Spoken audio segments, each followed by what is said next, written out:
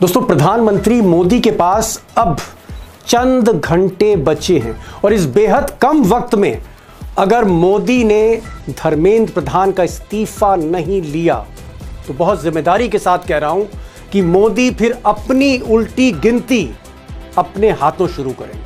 अब तो मोदी होश में आओ, धर्मेंद्र प्रधान इस्तीफा दो। दरअसल छात्रों ने मोदी सरकार को शनिवार 2 बजे तक का वक्त दिया। दोपहर 2 बजे तक का वक्त है कि फैसला लीजिए धर्मेंद्र प्रधान पर। दरअसल आज दोपहर में दिल्ली के कॉन्स्टिट्यूशन क्लब में मोदी सरकार और छात्रों के बीच बैठक हुई। सरकार की तरफ से जेपी नड्डा और जितेंद्र सिंह जो प्राइम मिनिस्टर ऑफिस के राज्य मंत्री हैं वो थे, और दूसरी तरफ छात्रों की तरफ से आशुतोष राणका कॉकरोच जनता पार्टी के और सौरभ दास थे। 2 घंटे तक ये बैठक चली, लेकिन असली मुद्दा धर्मेंद्र प्रधान था, जिस पर ना नड्डा कुछ बोले ना जितेंद्र सिंह बोले, और ये तय हुआ कि अल्टीमेट डिसीजन प्रधानमंत्री लेंगे। 2 बजे तक का वक्त है। अब देखना यह है कि शनिवार दोपहर 2 बजे तक मोदी फैसला लेते हैं या नहीं लेते हैं, और अगर नहीं लेते हैं तो छात्रों ने कह दिया है कि हम फिर दोबारा प्रोटेस्ट करने जा रहे हैं। मैं और आशुतोष जब गए जेपी नड्डा जी के साथ, डॉक्टर जितेंद्र सिंह जो डीओपीटी के भी मिनिस्टर है, पीएमओ के भी मिनिस्टर है, वो वहां पे मौजूद थे, साथ में उनके 1-2 ऑफिसर्स भी। हम लोगों ने बहुत साफ शब्दों में और राइटिंग में उनको बताया हमारे 3 मेन डिमांड्स। नंबर 1 क्या है? सुनाई नहीं दे रहा है? धर्मेंद्र प्रधान इस्तीफा दो। धर्मेंद्र प्रधान का इस्तीफा नहीं होता है, अगर अगले 1 दिन में धर्मेंद्र प्रधान को बर्खास्त नहीं किया जाता है तो फिर कॉकरोच जनता पार्टी की तरफ से एक और कॉल दिया जाएगा, नेशनल कॉल दिया जाएगा 20 जुलाई की तरह। अब दोस्तों, सोनम वांगचुक वो भले ही अपना आमरण अनशन तोड़कर भूख हड़ताल खत्म करके धर्मेंद्र प्रधान पर चुप हों, लेकिन जो छात्र हैं उनका ये कहना है, छात्रों का कहना है कि धर्मेंद्र प्रधान नॉन निगोशिएबल हैं, यानी धर्मेंद्र प्रधान के इस्तीफे पर कोई कंप्रोमाइज नहीं होगा। और अगर मोदी इस्तीफा नहीं लेते हैं तो छात्र फिर नेशनल कॉल करेंगे, फाइनल प्रोटेस्ट करेंगे। और ये फाइनल प्रोटेस्ट या यूं कहें अल्टीमेटम जो दिया है, ये इसलिए खतरनाक हो सकता है क्योंकि जिस तरह की भीड़ दोस्तों मैं देख रहा हूं, ना सिर्फ जंतर मंतर पर, पूरे देश भर में जो भीड़ है, जो सैलाब है छात्रों का, ऐसा यूथ मूवमेंट देश ने अब तक नहीं देखा है। और दोस्तों, अगला और फाइनल प्रोटेस्ट अगर दिल्ली में होता है तो ये 20 जुलाई जैसा नहीं होगा, क्योंकि 20 जुलाई को ये जो मूवमेंट था ये बहुत ही, आप कह सकते हैं, अर्ली स्टेजेस में था। अब ये आग पूरे देश में फैल चुकी है और लाखों लाख छात्र अगर दिल्ली कूच कर देंगे तो फिर मैं कह रहा हूं ये स्थिति, ये हालात पुलिस के बस के नहीं हैं, पैरामिलिट्री के बस के नहीं हैं, मोदी सरकार के संभाले नहीं संभलेंगे। और ये बात मैं इसलिए कह रहा हूं क्योंकि इस वक्त जो मूवमेंट चल रहा है इस देश में, ऐसा मूवमेंट नहीं देखा। आप कलकत्ता की भीड़ देखिए, कलकत्ता में इतनी भीड़ थी कि तिल रखने की जगह नहीं थी इस शहर में। उधर मुंबई में आज फिर जबरदस्त भीड़ हुई है और राज ठाकरे, उद्धव ठाकरे ने कहा है कि वो एक इससे भी बड़ा आंदोलन मुंबई में करने जा रहे हैं 2-4 दिन के अंदर। अगर आप पुणे की बात करें तो पुणे में भी जुलूस के जुलूस निकल रहे हैं, और भी कई शहरों में, नागपुर देख लीजिए या बाकी शहर देख लीजिए, उत्तर प्रदेश के हर जगह आंदोलन चल रहा है। और अगर बिहार की मैं बात करूं तो बिहार में स्थिति पहले से ही सरकार के हाथ से निकल गई है। दिल्ली में तो सिर्फ पैलेट गन चली थी, छर्रे वाली बंदूक चली थी। जहानाबाद बिहार में तो राइफलें चल रही हैं पुलिस की।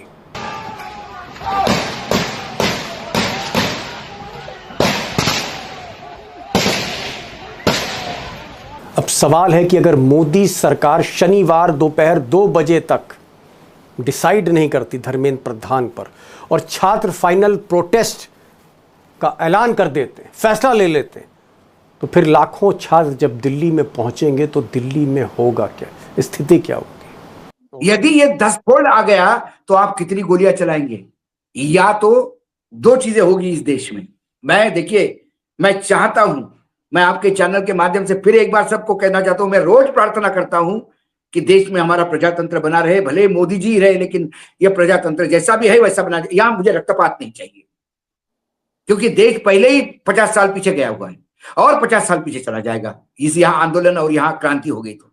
मैं नहीं चाहता हूं, ये बच्चे भी सत्ता बदल नहीं चाहते, सिर्फ धर्मेंद्र प्रधान का इस्तीफा चाहते हैं। यदि सत्ता में बैठे लोग सत्ता ही स्वाह कर देना चाहते हैं तो उसमें मैं और आप कुछ नहीं कर सकते, हम सिर्फ रिक्वेस्ट कर सकते हैं। यदि धर्मेंद्र प्रधान का इस्तीफा नहीं हुआ और यदि बच्चों का मल्टीफोल्ड हो गया तो फिर या तो नेपाल जैसी स्थिति होगी, नहीं तो चाइना जैसी स्थिति होगी। या तो हजारों की तादाद में बच्चे मारे जाएंगे या फिर पार्लियामेंट से लोग भाग जाएंगे। दूसरी तरफ कई अखबारों और न्यूज़ चैनल में खबर आ रही है कि नरेंद्र मोदी यानी मोदी सरकार जो है वो धर्मेंद्र प्रधान का इस्तीफा नहीं लेगी।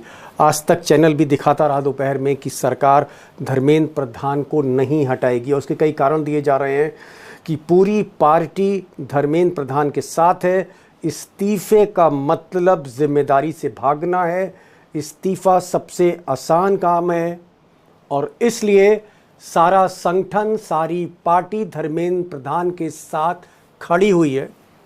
यानी इस्तीफा लेंगे मोदी, ऐसा फिलहाल मीडिया को देख के, गोदी मीडिया को देख के तो नहीं लगता है। ही लेके आई थी 2024 में और इसके बाद ये देखा गया कि किस तरीके से इसका बहुत फायदा भी हो। और अब दूसरी तरफ बीजेपी के जो समर्थक हैं, बीजेपी का जो आईटी सेल है, उसकी तरफ से सोशल मीडिया पे मोदी जी के पुराने वीडियो चलाए जा रहे हैं जिसमें मोदी जी कह रहे हैं कि वो परेशानियों से नहीं डरते, तूफ़ानों से नहीं डरते। न जाने कितने तूफ़ान हैं जिसका उन्होंने सामना किया है, तूफ़ानों को पार किया है और दिया जलाए रखा है। सुनिए साहब, मोदी जी का ये वीडियो जो चल रहा है, पुराना वीडियो है, सोशल मीडिया पे चल रहा है। तमाशा करने वालों को क्या खबर, हमने कितने तूफानों को पार कर दिया जलाया है। तो दोस्तों, एक तरफ पूरे देश में जेन ज़ी यानी जो 15-16 साल से लेकर 29-30 साल के बच्चे हैं वो सड़कों पर हैं पूरे देश में। मैंने आपको सारे वीडियोस दिखाए, हालांकि वीडियोस बहुत हैं, हर शहर की वीडियो इतना दिखाना जो है वो संभव नहीं है, लेकिन पूरे देश में आंदोलन चल रहा है और जंतर मंतर से जो उसका जो केंद्र है उससे मांग हो रही है कि धर्मेंद्र प्रधान की जो शर्त है नॉन निगोशिएबल है, उसके इस्तीफे पर हम कंप्रोमाइज़ नहीं करेंगे, पहले इस्तीफा लीजिए फिर बातचीत करिए, ये मानना है छात्रों का। और अगर गोदी मीडिया पर यकीन करें तो नरेंद्र मोदी और उनकी पार्टी और उनकी कैबिनेट मन बना चुकी है कि प्रधान का इस्तीफा नहीं होगा। और तीसरी तरफ तीसरा साइड भी देख लीजिए, जहां समूचा विपक्ष पूरी तरह से आंदोलित है संसद के अंदर। संसद आज भी ठप रही। ये जो मॉनसून सत्र 20 जुलाई से शुरू हुआ है, बहस नहीं हो पा रही है, माहौल बहुत गर्म है और खासकर अखिलेश यादव हो, ममता की पार्टी हो या उद्धव ठाकरे की पार्टी हो या फिर कांग्रेस से राहुल गांधी, प्रियंका हो, हर तरफ से एक ही आवाज़ है संसद में कि धर्मेंद्र प्रधान का इस्तीफा होना चाहिए। पहली बात, जो एजुकेशन मिनिस्टर है, जिसके कारण ये हुआ है, जिसके कारण ये बाहर निकले हैं, पीसफुल प्रोटेस्ट किए हैं, जिसके कारण पेपर लीक हो रहा है, उसको सैक किया जाए। अब दोस्तों, बड़ी पुरानी लाइन है कि यही रात अंतिम, यही रात भारी।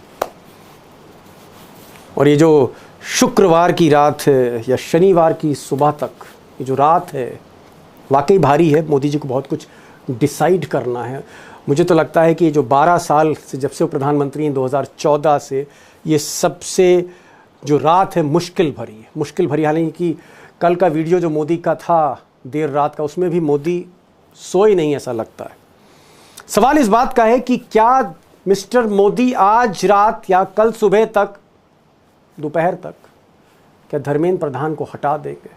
और अगर धर्मेंद्र प्रधान को नहीं हटाते, जो भी मजबूरी हो, उन मजबूरियों पर भी बात करेंगे। हो सकता है कोई फाइल ही हो धर्मेंद्र प्रधान के पास, हो सकता है धर्मेंद्र प्रधान ने कोई दुखती रग पकड़ ली हो, या हो सकता है धर्मेंद्र प्रधान को हटाने के बाद अमित शाह का नंबर आ जाए, हरदीप पुरी का नंबर आ जाए, निर्मला सीतारमण का नंबर आ जाए, गडकरी साहब का, एथेनॉल वाले, उनका नंबर आ जाए। तो कोई जो है वो एप्स्टीन फाइल में किसी का नाम है, किसी का एथेनॉल में नाम है, किसी का किसी और मामले में नाम है, कोई पैलेट गन्स चला रहा है, लाठी चार्ज करा रहा है, बच्चों के कपड़े फड़वा रहा है पुलिस से। फंसे तो सब हैं। क्या कारण है, इस पर भी बात करेंगे कि क्यों नहीं मिस्टर मोदी धर्मेंद्र प्रधान को हटाने के लिए तैयार है। और यह भी हो सकता है कि जब प्रेशर बहुत ज़्यादा हो जाता है, दबाव बहुत ज़्यादा पड़ जाता है, तो ये जो महामानव है अक्सर दब जाते हैं, कंप्रोमाइज़ कर लेते हैं। वो फिर चाहे किसानों का मामला हो या इन छात्रों का मामला हो सकता है मोदी झुक भी जाएं। सस्पेंस तो है इस रात में। आगे क्या होने जा रहा है, इसको लेकर दो खास मेहमान हैं, दोनों ही महारथी हैं, इस पूरे मूवमेंट को फॉलो कर रहे हैं। अशोक वानखड़े टाइगर होंगे, खुलकर बोलते हैं, और प्रोफेसर अखिल स्वामी होंगे। टाइगर, जो इस वक्त की स्थिति है, 24 घंटे का अल्टीमेटम है, 2 बजे तक शनिवार को मोदी को इस्तीफा देना पड़ेगा, वरना यूथ ने कहा है, कॉकरोच जनता पार्टी ने कहा है कि अगर इस्तीफा कल 2 बजे तक नहीं हुआ, हमारे अल्टीमेटम पे आपने ध्यान नहीं दिया, तो हम इस आंदोलन को एस्केलेट करने जा रहे हैं। मेरा सवाल है कि अगर मिस्टर मोदी इस्तीफा नहीं लेते, क्योंकि आज तक चैनल कह रहा है कि मोदी और मोदी की सरकार ने डिसाइड किया है कि वो धर्मेंद्र प्रधान का इस्तीफा नहीं लेंगे। ये बकवास बात है कि संगठन ने तय किया। ना बीजेपी में कोई संगठन है, ना बीजेपी में कोई सरकार है। सरकार और सब कुछ अमित शाह है। अमित शाह जी ने तय किया कि इस्तीफा नहीं होगा तो नहीं होगा। अब अब नरेंद्र मोदी तो फेस है। नरेंद्र मोदी जी ने कहा कि इस्तीफा नहीं होगा तो नहीं होगा। कैबिनेट में कोई ऐसा मर्द नहीं है जो कहेगा कि साहब इसको ये शहीद करवा दो, नहीं तो कैबिनेट तकलीफ में आ जाएगी। ऐसा कोई बोलने वाला नहीं है। तो ये सब कहने की बात तो बोल सकते हैं भाई, राजनाथ तो सीनियर मोस्ट। कौन से राजनाथ अपने लिए नहीं बोल सकते? क्या बात कर रहे हैं आप? राजनाथ को मालूम भी है कि उनके मिनिस्ट्री में क्या होता है। किसी अजीब बात कर रहे हैं आप। राजनाथ जी का काम क्या है पूरे कैबिनेट में? जब भी कोई नया प्लेन खरीदते हैं तो नींबू मिर्ची टांगने जाते हैं। और नरेंद्र मोदी 2029 के बाद 2045 तक टाइगर राजनाथ सिंह दो बार के बीजेपी के राष्ट्रीय अध्यक्ष हैं। मोदी से पहले मुख्यमंत्री बन गए थे। अरे जहां अडवाणी जी की ही कुछ बची नहीं, जिन अडवाणी जी ने पार्टी 2 से लेकर 300 तक लाए, अब राजनाथ जी को रो रहे हो। राजनाथ जी अपना भी टिकट कंफर्म कर पाएंगे? अपने बेटे का टिकट कंफर्म कर पाते? आप कह रहे किसी की हैसियत नहीं है? मोहन भागवत की कोई हैसियत नहीं है, कोई किसी की हैसियत नहीं। मैं यदि गलत हूं तो गुरुजी हमारे ठीक कर दे मुझे। लेकिन मैं आपको किस्सा, आप जो कह रहे हो ना, तो क्या होगा, ये मल्टीफोल्ड बढ़ेगा। क्योंकि अभी आपने पूरे देश से अलग अलग जिला स्तर पे जो लगातार प्रोटेस्ट हो रहे हैं, उसकी अभी फुटेज भी नहीं देखी होगी। कितनी भयानक फुटेज है। बिहार में गोलियां चल गई है, इतनी जबरदस्त वहां आयोजन हुआ है। भी आज बहुत बड़ा कलकत्ता में, बंबई में। तो अब यदि ये धर्मेंद्र प्रधान को बचाने के लिए अड़े हुए हैं, तो मैं महाभारत की छोटी सी कहानी सुनाता हूं। सर्प यज्ञ किया था। सर्प यज्ञ में तक्षक को उसमें यज्ञ में आह्वान करके उसकी आहुति देनी थी। तक्षक सांपों का राजा, वो जाके इंद्र के पास गया, तू भी राजा मैं भी राजा, मुझे बचा। उसने कहा मेरे सिंहासन के पीछे खड़ा हो जा, मैं देखता हूं कौन होता है।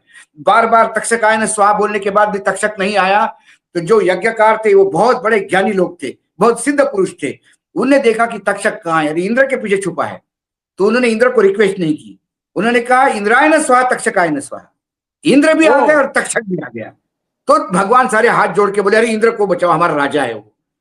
तो यदि ये तक्षक का बलि नहीं गया, मतलब इस्तीफा नहीं गया, सिंबॉलिक के लिए बोल रहा हूं, तो फिर जिसके सिंहासन के पीछे खड़ा है उस सिंहासन वाले को आना पड़ेगा।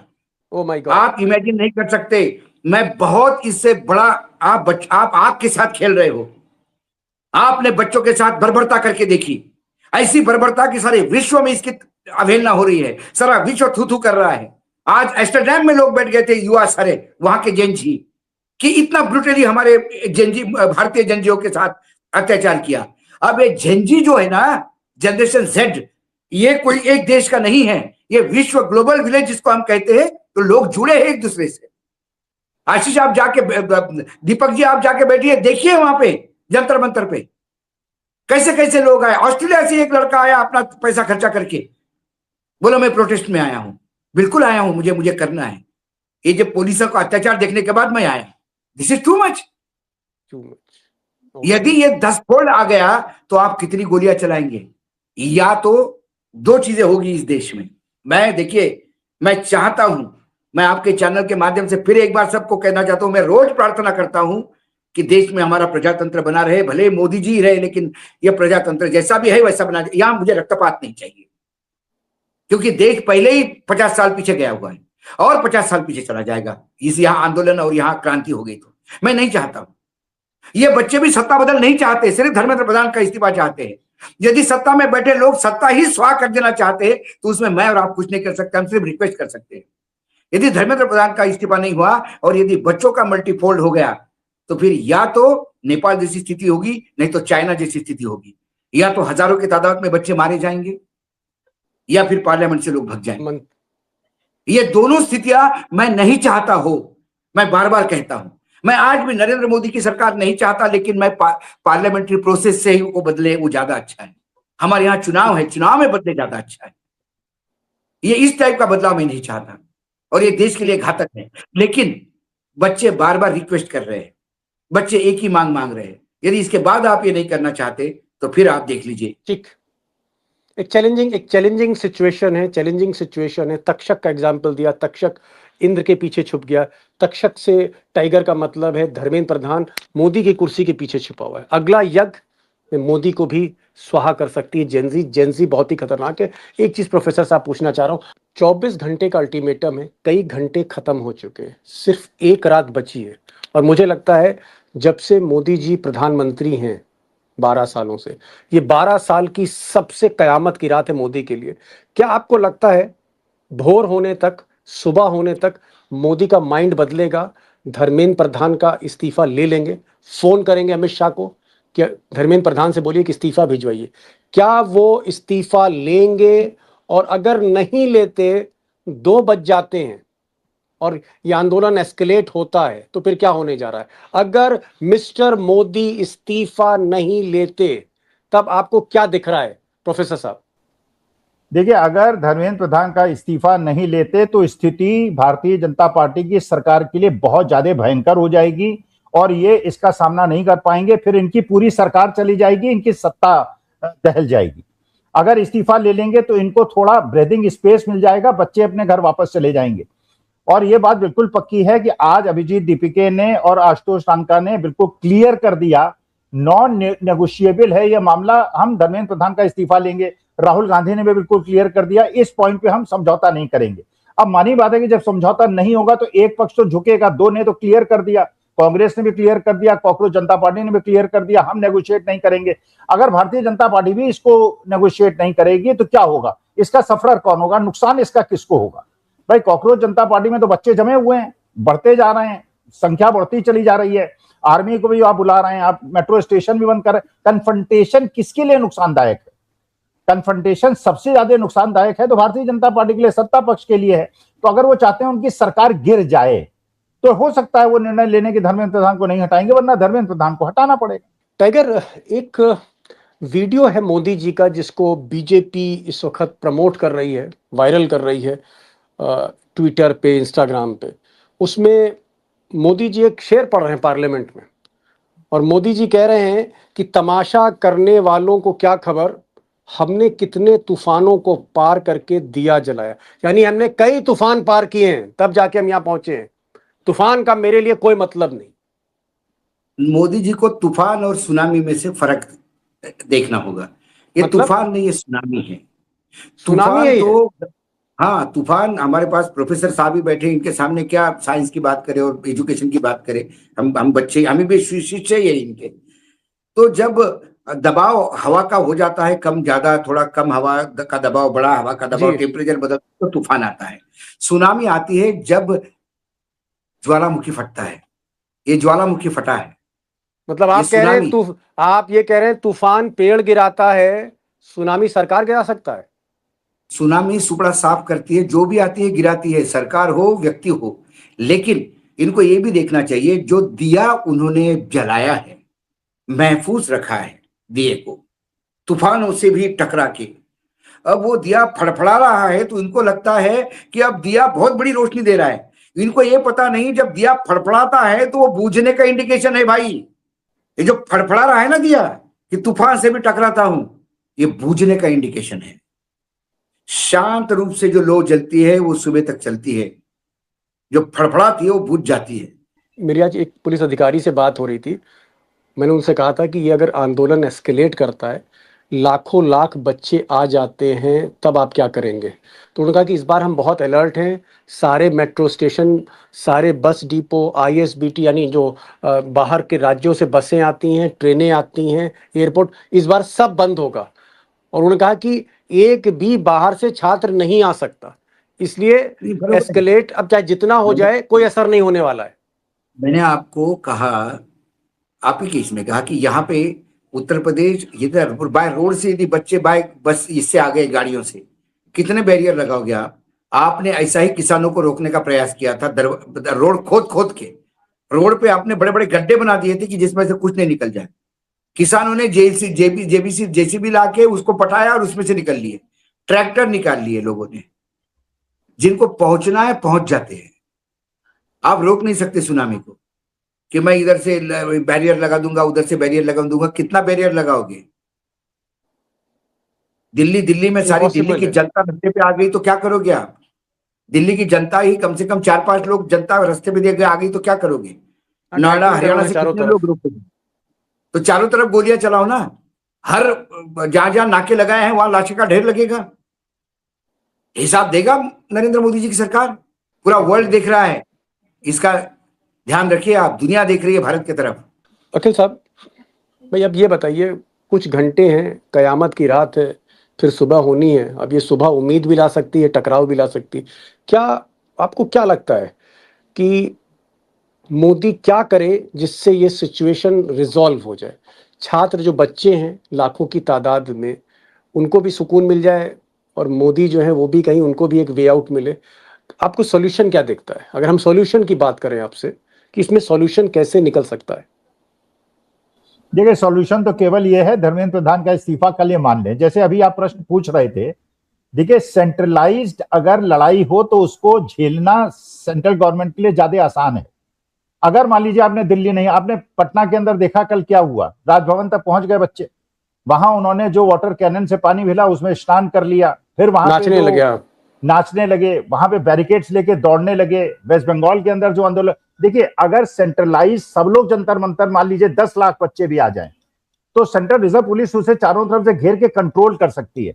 लेकिन अगर ये प्रयागराज में भी होगा, काशी में भी होगा, ये मोकामा में भी होगा, ये मुंबई में भी होगा, जोधपुर में भी होगा, जयपुर में भी होगा, रोहतक में भी होगा, करनाल में होगा, तो इसको कैसे झेलेंगे? अगर ये आंदोलन गांव गांव चला गया, गांव से आदमी आ रहा है दिल्ली, उसको आने दीजिए, एक जगह सेंट्रल प्लेस पे बैठने दीजिए, चारों तरफ से घेर लीजिए। अगर गांव गांव में 100-100, 200 बच्चे खड़े हो गए, उनके माँ बाप साथ खड़े हो गए, कहां कहां आर्मी ले जाएंगे, कहां कहां सेंट्रल रिजर्व पुलिस ले जाएंगे? तो ये बहुत बड़ी मूर्खता कर रहे हैं। जो आपके पुलिस अधिकारी ने आपसे कहा कि हम दिल्ली नहीं आने देंगे, देखिए किसानों का मसला डिफरेंट था। किसान जो है गांव तक कंसंट्रेटेड है, बच्चे हर घर में हैं, अर्बन, और आपने देखा होगा जंतर मंतर के अंदर अमीर घर के बच्चे, मिडिल क्लास के बच्चे, गरीब घर के बच्चे, जिनका कोई मतलब नहीं है अपने भाई के लिए, अपने बेटे के लिए, अपने चाचा के लिए, सब लोग इकट्ठे हो गए, पूरा देश इकट्ठा हो गया है। तो इसको जितना डिसेंट्रलाइज लड़ाई लड़ेंगे उतना सेंट्रल गवर्नमेंट के लिए मुश्किल हो जाएगी। टाइगर, कोई सॉल्यूशन आपके पास? Let's talk on solution. Problem तो हम समझ ही रहे हैं। धर्मेंद्र प्रधान का इस्तीफा ले लेना चाहिए, ऐसी क्या बात है? इतना क्या आप राष्ट्रपति उपराष्ट्रपति का इस्तीफा रातों रात ले सकते हैं बिना किसी कारण के? धर्मेंद्र प्रधान का इस्तीफा लेने में इतना ईगो किस बात का? और राजनीति में 2 कदम पीछे आने से हार नहीं मानी जाती। भगवान श्री कृष्ण को भी रणछोड़दास बोलते हैं और प्रधानमंत्री तो श्री कृष्ण की भूमि से आते हैं। नहीं, आप कह रहे हैं टाइगर, आप कह रहे हैं कि भाई इस्तीफा ले लेना चाहिए, लेकिन वही इस्तीफा तो नहीं ले रहे। वो 35 दिन हो गए, 35 डेज। अब किसी ने भाई तय कर लिया कि मुझे अभी खूंटे पे बैठना ही है, तो मैं क्या कर सकते हैं इसमें? हम जोर जोर से बोल ही सकते कि अरे नहीं बाबा, अरे नहीं बाबा। अब तो ठीक है, फिर कर लो, ये अराजकता ऐसी चलने दो।